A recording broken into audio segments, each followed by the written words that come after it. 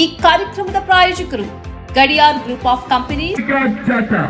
ಉಲಮಾ ಸನ್ನದ್ಧ ಸೇನಾನಿಗಳ ಸಾರಥ್ಯದಲ್ಲಿ, ಉಲಮಾ ಸನ್ನದ್ಧ ಸೇನಾನಿಗಳ ನೇತೃತ್ವದಲ್ಲಿ ಬೃಹತ್ ಕಾಲ್ನಡಿಗಾ ಜಾಥಾ ಹಾದು ಬರುತ್ತಿದೆ.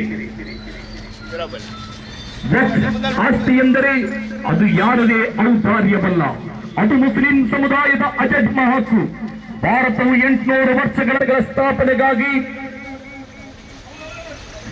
ನಮ್ಮ ಪೂರ್ವಜರು ಮಸೀದಿ ಮಸೂದೆಗಳ ಸ್ಥಾಪನೆಗಾಗಿ ನೀಡಿದ ಆಸ್ತಿಯಾಗಿದೆ. ಆಸ್ತಿ ಎಂದರೆ ಅದು ಯಾರದೇ ಔದಾರ್ಯವಲ್ಲ, ಅದು ಮುಸ್ಲಿಂ ಸಮುದಾಯದ ಅಜನ್ಮ ಹಕ್ಕು. ವಕ್ಫ್ಗಾಗಿ ಹೋರಾಟ. ಕೇಂದ್ರ ಸರ್ಕಾರದ ವಿವಾದಿತ ವಕ್ಫ್ ತಿದ್ದುಪಡಿ ಮಸೂದೆಯನ್ನ ಹಿಂಪಡೆಯುವಂತೆ ಆಗ್ರಹಿಸಿ ಕರ್ನಾಟಕ ಉಲಮಾ ಒಕ್ಕೂಟ ನಾಯಕರಿಂದ ಬೃಹತ್ ಕಾಲ್ನಡಿಗಾ ಜಾಥಾ ಕೆಲವೇ ಕ್ಷಣದಲ್ಲಿ ಸಮಾರೋಪಗೊಳ್ಳಲಿದೆ. ನ್ಯಾಯಕ್ಕಾಗಿ ಹೋರಾಟ. ಅದು ನಮ್ಮ ಆಸ್ತಿ, ಅದನ್ನು ಒಂದಿಚ್ಚು ಬಿಟ್ಟುಕೊಳ್ಳು. ಇಲ್ಲೊಂದು ಇತಿಹಾಸ ನಿರ್ಮಾಣ. ಈ ದೇಶದ ಸುಂದರ ಸಂಪತ್ತನ್ನು ದತ್ತೊಡೆಯುವುದಕ್ಕಾಗಿ ಬಂದ ಬ್ರಿಟಿಷರ ವಿರುದ್ಧ ಎದೆಯುತ್ತಿ ಹೋರಾಡಿದ ಹೋರಾಟಗಾರರಲ್ಲಿ ಒಂದು ಕಡೆ ಶನಿವಾರಪಟ್ಟ ಅಕ್ಕಟ ಪ್ರಾಂತದೊಳಗಿರುವ ಮಹಾತ್ಮ ಗಾಂಧಿ ಇದ್ದಾರೆ, ಇನ್ನೊಂದು ಕಡೆ ಉಮರ್ಪಾಲಂಬಂತ ಉಲಮಾ ನೇತಾರರು. ಅದೇ ಸ್ವಾತಂತ್ರ್ಯದೊಂದಿಗೆ ಇದೀಗ ಮತ್ತೊಂದು ಹೋರಾಟ, ಕಾಲ್ನಡಿಗಾ ಜಾಥಾ. ಅದು ನಮ್ಮ ಆಸ್ತಿ, ಅದನ್ನು ಒಂದಿಚ್ಚು ಬಿಟ್ಟು ಪಡೆಯಲು ಮಂಗಳೂರಿನ ಇತಿಹಾಸವನ್ನು ನಿರ್ಮಿಸುತ್ತ ಬೃಹತ್ ಕಾಲ್ನಡಿಗಾ ಜಾಥಾ. ಆಸ್ತಿ ಎಂದರೆ ಅದು ಯಾರದೇ ಔದಾರ್ಯವಲ್ಲ, ಅದು ಮುಸ್ಲಿಂ ಸಮುದಾಯದ ಅಜನ್ಮ ಹಕ್ಕು ಅಲ್ಲ. ಬೃಹತ್ ಕಾಲ್ನಡಿಗಾ ಜಾಥಾ ಕೇಂದ್ರ ಸರ್ಕಾರದ ವಿವಾದಿತ ವಕ್ಫ್ ತಿದ್ದುಪಡಿ ಮಸೂದೆಯನ್ನ ಹಿಂಪಡೆಯುವಂತೆ ಆಗ್ರಹಿಸಿ ಬೃಹತ್ ಕಾಲ್ನಡಿಗಾ ಜಾಥಾ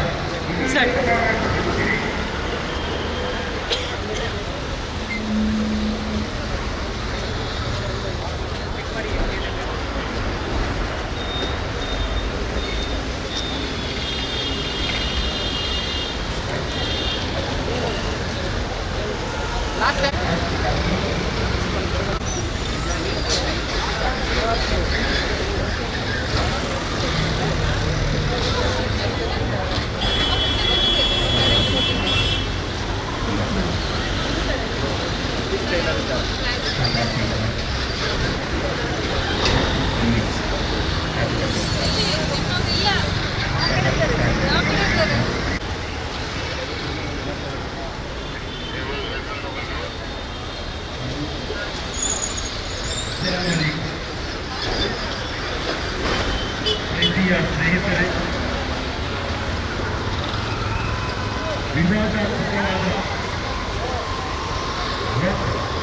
ತಿದ್ದುಪಡಿ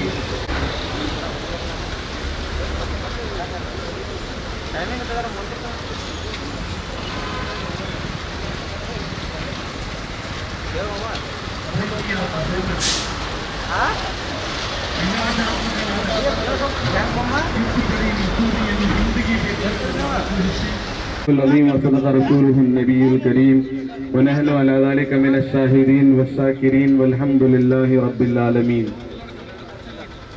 قابل ذوي الاحترام علماء کرام, उमराए मीडिया पर्सन,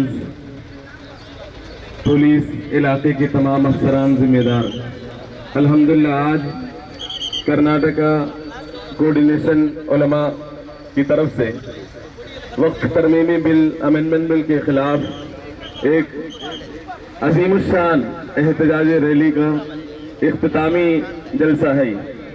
जैसे कि कहा गया कि वक्फ किसी हुकूमत की ಉಪವಾಸ ವ್ರತ ಬ್ರಿಟಿಷರ ಸಾಮ್ರಾಜ್ಯವನ್ನು ನಡುಗಿಸಿದೆ. ಹಾಗಾದರೆ ಈ ಉಪವಾಸ ಹಿಡಿದ ಒಂದೇ ಒಂದು ಮಂದಿ ಇಲ್ಲಿ ಸೇರಿದ ಒಬ್ಬನೇ ಒಬ್ಬ ಅನ್ನ ಆಹಾರ ನೀರು ಸೇವಿಸಲಿಲ್ಲ. ಇಲ್ಲಿ ಹಸಿದು ಬಂದು ನೀರು ಮುಟ್ಟದೆ ನ್ಯಾಯಕ್ಕಾಗಿ ನಿಂತಿದ್ದರೆ ಈ ಉಪವಾಸ ಅಂದು ಬ್ರಿಟಿಷರೊಂದಿಗೆ ಜೊತೆಗಿದ್ದವರನ್ನು ಕೂಡ ಸೋಲಿಸಲಿದೆ ಅನ್ನುವ ಸತ್ಯವನ್ನು ಇಲ್ಲಿ ನಾವು ಹೇಳಬೇಕುತ್ತೇವೆ. ನಮ್ಮ ವಕ್ಫನ್ನು ಅಮಾನ್ಯ ಮಾಡುವುದಕ್ಕೋಸ್ಕರವೇ ಇದನ್ನು ತರಲಾಗಿದೆ ಅನ್ನುವುದರ ಬಗ್ಗೆ ನಮಗೆ ಖಾತರಿ ಇರುವುದರಿಂದ ಅದನ್ನು ಅಮಾನ್ಯ ಮಾಡಲು ಯಾವುದೇ ಸಂದರ್ಭದಲ್ಲಿಯೂ ನಾವು ಒಪ್ಪಿಕೊಳ್ಳಲಾರೆವು ಅನ್ನುವ ಸತ್ಯವನ್ನು ಕೂಡ ಹೇಳುತ್ತೇವೆ. ಪದೇ ಪದೇ ನಮ್ಮನ್ನು ಸಮಸ್ಯೆಗಳ ಕೂಪಕ್ಕೆ ದೂಡಲಾಗುತ್ತದೆ. ಎಲ್ಲ ವಿಧಮಗಳೇ, ಸಹೋದರರೇ, ಬಹಳ ಸಂಕ್ಷಿಪ್ತವಾಗಿ ಮಾತ್ರ ಒಂದೆರಡು ವಿಚಾರಗಳನ್ನು ಹೇಳಿಕೆ ಬಯಸ್ತಾ ಇದ್ದೇವೆ. ಪವಿತ್ರವಾದ ರಂಜಾನ್ ತಿಂಗಳಲ್ಲಿ ನಾವೆಲ್ಲರೂ ಉಪವಾಸ ಆಚರಿಸಿಕೊಂಡು ಒಂದು ತೊಟ್ಟು ನೀರು ಕೂಡ ಕುಡಿಯಲು ಸಾಧ್ಯವಾಗದಂತಹ ಒಂದು ಸ್ಥಿತಿಯಲ್ಲಿ ಈ ಉರಿ ಬಿಸಿಲ ಬೆಗೆಯಲ್ಲಿ ನಿಂತುಕೊಂಡು ನಮ್ಮ ಹಕ್ಕುಗಳಿಗಾಗಿ ಕೇಂದ್ರ ಸರ್ಕಾರದ ಮುಂದೆ ನಮ್ಮ ಒತ್ತಾಯವನ್ನು ಮಂಡಿಸ್ತಾ ಇದ್ದೇವೆ. ನಮ್ಮ ತಕ್ಬೀರ್ಗಳು ಡೆಲ್ಲಿ ಆಸ್ಥಾನಕ್ಕೆ ಮುಳುಗಿ ದೆಹಲಿಯ ದೊರೆಗಳ ನಿದ್ದೆಯನ್ನು ಕೆಡಿಸಿ ನಾಳೆ ಬಜೆಟ್ ಸೆಷನ್ ನಲ್ಲಿ ಇಂಡಿಯನ್ ಪಾರ್ಲಿಮೆಂಟ್ನಲ್ಲಿ ವಕ್ಫ್ ತಿದ್ದುಪಡಿ ಮಸೂದೆಯನ್ನು ಅಂಗೀಕಾರ ಮಾಡುವಾಗ ನಮ್ಮ ಈ ಶಕ್ತಿಯನ್ನು ಮತ್ತು ನಮ್ಮ ಧ್ವನಿಯನ್ನು ಕಂಡುಕೊಂಡು ಆ ವಕ್ಫ್ ತಿದ್ದುಪಡಿ ಆಸ್ತಿ ನಾಳೆ ಪಾರ್ಲಿಮೆಂಟ್ನಲ್ಲಿ ಬಿದ್ದು ಹೋಗಬೇಕು ಅಂತ ಈ ಸಂದರ್ಭದಲ್ಲಿ ಹೇಗೆ ನಾವು ಬಯಸ್ತೇವೆ. ಒಂದೇ ಒಂದು ಮಾತನ್ನು ಮಾತ್ರ ಹೇಳಬೇಕು. 9,40,000 ಏಕರ ಆಸ್ತಿಗಳು ವಕ್ಫಿದೆ. 9.5 ಲಕ್ಷ ಏಕರ ಆಸ್ತಿಗಳು ವಕ್ಫಿದೆ. ರೈಲ್ವೆ ಮತ್ತು ಇಂಡಿಯನ್ ಆರ್ಮಿ ನಂತರ ಈ ದೇಶದಲ್ಲಿರುವ ಅತ್ಯಂತ ಹೆಚ್ಚು ವಕ್ಫ್ ಭೂಮಿಯ ಮಾಲಕರನ್ನೆಲ್ಲ ವಕ್ಫ್ ಅಂತ ಹೇಳಲಾಗ್ತಾ ಇದೆ. ಒಂದು ಮಾತು ನಾನು ಹೇಳ್ತೇನೆ, ದೇಶದಲ್ಲಿ 30ಕ್ಕಿಂತ ಹೆಚ್ಚು ವಕ್ಫ್ ಬೋರ್ಡ್ಗಳಿದೆ. ಕೇಂದ್ರ ಸರ್ಕಾರದಲ್ಲಿ ವಕ್ಫ್ ಕೌನ್ಸಿಲ್ ಇದೆ. ಈ ಎಲ್ಲ ವಕ್ಫ್ ಬೋರ್ಡ್ ಮತ್ತು ವಕ್ಫ್ ಕೌನ್ಸಿಲ್ಗಳ ಅಧೀನದಲ್ಲಿ ಒಂದೇ ಒಂದು ಇಂಚು ಭೂಮಿ ಕೂಡ ಇಲ್ಲ ಅಂತ ಈ ಸಂದರ್ಭದಲ್ಲಿ ಸ್ಪಷ್ಟಪಡಿಸಿ ನಾವು ಬಯಸ್ತಾ ಇದ್ದೇವೆ. ಅದು ವಕ್ಫ್ ಬೋರ್ಡ್ನ ಆಸ್ತಿ ಅಲ್ಲ, ಅದು ವಕ್ಫ್ ಕೌನ್ಸಿಲ್ ಆಸ್ತಿ ಅಲ್ಲ. ನಮ್ಮ ಹಿರಿಯರು ಡೆಲ್ಲಿ ಸಲ್ತನತ್ನಿಂದ ಆರಂಭಗೊಂಡು ಈ ದೇಶದಲ್ಲಿ 800 ವರ್ಷಗಳ ಕಾಲ ಮುಸಲ್ಮಾನರ ಆಳ್ವಿಕೆ ಇದ್ದಂತಹ ಸಂದರ್ಭಗಳಲ್ಲಿ ಈ ಸಮುದಾಯದ ಧಾರ್ಮಿಕವಾದ ದತ್ತಿ ಪುಣ್ಯ ಕರ್ಮಗಳಿಗಾಗಿ ಅವರು ರಿಸರ್ವ್ ಮಾಡಿದ ವಕ್ಫ್ ಮಾಡಿದ ಆಸ್ತಿಯ ವಿನಃ ಅದು ಯಾರದೇ ಭೂ ಮಾಲೀಕತ್ವದಲ್ಲಿ ಇಲ್ಲ ಅಂತ ಈ ಸಂದರ್ಭದಲ್ಲಿ ಹೇಳಿಕೆ ನಾನು ಬಯಸ್ತಾ ಇದ್ದೇನೆ.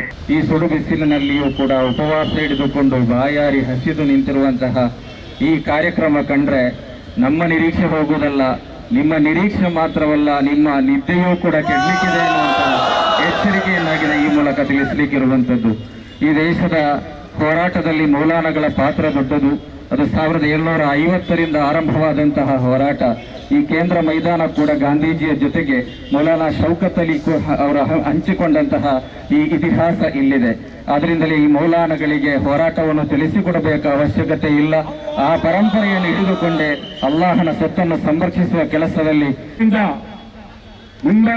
ಮುಂದಿನ ದಿನಗಳಲ್ಲಿ ಈ ಒಂದು ಬಿಲ್ಲು ಪಾಸ್ ಆಗಲು ಯಾವ ವಿಧದಿಂದಲೂ ಸಾಧ್ಯವೇ ಇಲ್ಲ.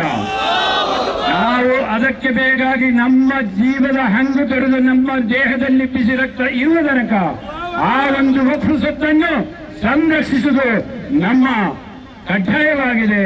ಅದು ನಮ್ಮ ಒಂದು ನಿಬಂಧನೆಯಾಗಿದೆ.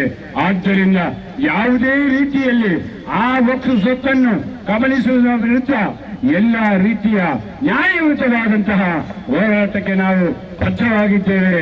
ಇನ್ಶಾ ಅಲ್ಲಾಹ್ ಮುಂಬರುವ ದಿನಗಳಲ್ಲಿ ಇದಕ್ಕಿಂತಲೂ ಈ ಒಂದು ಉಪವಾಸದ ಸಮಯದಲ್ಲಿ ಈ ಸುಡು ಬಿಸಿಲಿನಲ್ಲಿ ಇಷ್ಟು ಜನಸಾಗರ ಸೇರಿದರೆ ಮುಂಬರುವ ದಿನಗಳಲ್ಲಿ ಇದಕ್ಕೆ ಬೇಕಾಗುವಂತಹ ಎಲ್ಲ ಸಿದ್ಧತೆಗಳೊಂದಿಗೆ ನಾವು ಅದನ್ನು എതിരിಸಲು സന്നദ്ധരാകുತ್ತೇವೆ. ഒരു പള്ളി വഖഫ് ചെയ്താൽ അല്ലെങ്കിൽ ഒരു മുസ്താഹിബ് വഖഫ് ചെയ്താൽ അല്ലെങ്കിൽ പള്ളിക്ക് വേണ്ടി സ്ഥാപനങ്ങൾക്ക് വേണ്ടി സ്ഥലം വഖഫ് ചെയ്താൽ അതിന്റെ പ്രതിഫലം ഈ മനുഷ്യൻ മരിച്ചതിന് ശേഷവും പിന്നെയും അവനിക്ക് വന്നുകൊണ്ടേയിരിക്കുന്നു. അങ്ങനെ മരിച്ചതിന് ശേഷം പ്രതിഫലം കിട്ടാൻ വേണ്ടി മുഅ്മിനീങ്ങൾ മുസ്ലിമീങ്ങൾ വഖഫ് ചെയ്യുന്നതായിരിക്കുന്ന സ്വത്താണ്. വഖഫ് എന്ന് പറഞ്ഞാൽ അത് ആഖിറത്തിൽ പ്രതിഫലം കിട്ടാൻ വേണ്ടി ചെയ്യുന്ന കാര്യമാണ്. അതിൽ ഗവൺമെന്റിന് ഒരു അധികാരമില്ല, മറ്റാർക്കും ഒരു അധികാരമില്ല. അതിൽ നമ്മൾ ചെയ്യുന്നതായിരിക്കുന്ന ഇബാദത്തിൽ ആരും കൈകടത്താൻ പാടില്ല. നമ്മുടെ നിസ്കാരത്തിൽ നോമ്പിൽ കൈകടത്താത്തതുപോലെ വഖഫാകുന്ന നമ്മുടെ ഇബാദത്തിൽ ആരും കൈകടത്താൻ പാടില്ല എന്ന് ಈ ಸಂದರ್ಭದಲ್ಲಿ ಓರ್ಮೆಪಡುತ್ತುകയാണ്. ಸನ್ಮಾರ್ಗ ನ್ಯೂಸ್ 1.5 ಲಕ್ಷ ಚಂದಾದಾರರನ್ನ ದಾಟಿದೆ. ಇದನ್ನ ಸಾಧ್ಯವಾಗಿಸಿದ್ದು ವೀಕ್ಷಕರಾದ ನೀವೇ. ಮುಂದಿನ 1 ವರ್ಷದಲ್ಲಿ ಈ 1.5 ಲಕ್ಷವನ್ನ 3 ಲಕ್ಷಗಳಾಗಿ ಪರಿವರ್ತಿಸುವ ಗುರಿಯನ್ನ ನಾವು ಇಟ್ಕೊಂಡಿದ್ದೇವೆ. ನಿಮ್ಮ ಬೆಂಬಲ ಇಲ್ಲದೆ ಇದು ಸಾಧ್ಯವೇ ಇಲ್ಲ. ನೀವು ಮಾಡಬೇಕಾಗಿರುವುದು ಏನಂದ್ರೆ ಸನ್ಮಾರ್ಗ ನ್ಯೂಸ್ ಚಾನೆಲ್ನ ಕಾರ್ಯಕ್ರಮವನ್ನ ನಿಮ್ಮ ಗೆಳೆಯರಿಗೆ, ಸಂಬಂಧಿಕರಿಗೆ ಕಳಿಸ್ಕೊಡ್ಬೇಕು. ಅವರಲ್ಲೂ ಸಬ್ಸ್ಕ್ರೈಬ್ ಮಾಡುವಂತೆ ಹೇಳಬೇಕು. ನಿಮ್ಮ ಮನೆಯವರಲ್ಲೂ ಹೇಳಬೇಕು. ಸುದ್ದಿಗಳ ಸಂತೆಯಿಂದ ಸತ್ಯದ ಸುದ್ದಿಯನ್ನ ಹೆಕ್ಕಿಕೊಡುವ ನಮ್ಮ ಪ್ರಯತ್ನ ಮುಂದುವರಿಯಬೇಕಾದ್ರೆ ನೀವು ಇಷ್ಟನ್ನಾದ್ರೂ ಮಾಡಲೇಬೇಕು. ಜೊತೆಗೆ ಪಕ್ಕದಲ್ಲಿರುವ QR ಕೋಡ್ ಅನ್ನ ಬಳಸಿ ನಮಗೆ ಆರ್ಥಿಕವಾಗಿ ಶಕ್ತಿ ತುಂಬಬೇಕು. ಸುಳ್ಳಿನ ಎದುರು ನಮ್ಮ ಧ್ವನಿ ತಗ್ಗದೇ ಇರಬೇಕಾದ್ರೆ ನಾವು ಆರ್ಥಿಕವಾಗಿ ಪರಾವಲಂಬಿಗಳಾಗಿರಬಾರದು. ನೀವು ಶಕ್ತಿಯನ್ನು ಕೊಡಿ, ನಾವು ಸತ್ಯವನ್ನ ಕೊಡ್ತೇವೆ. Thank you.